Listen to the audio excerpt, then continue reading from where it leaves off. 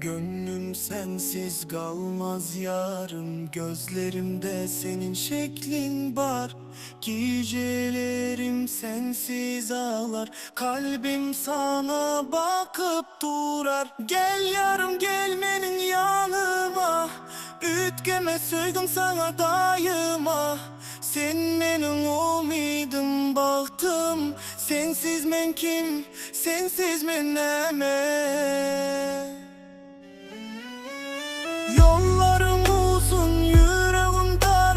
Her adımda senin sesin var.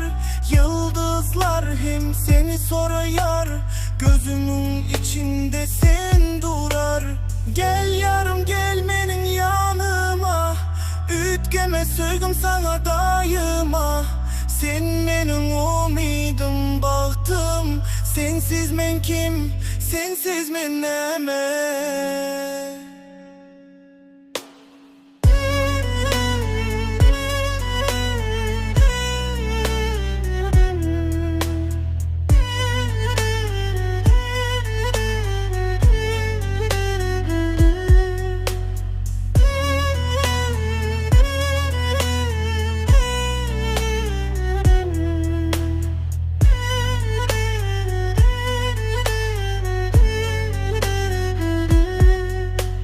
Yollarım uzun, yüreğim dar.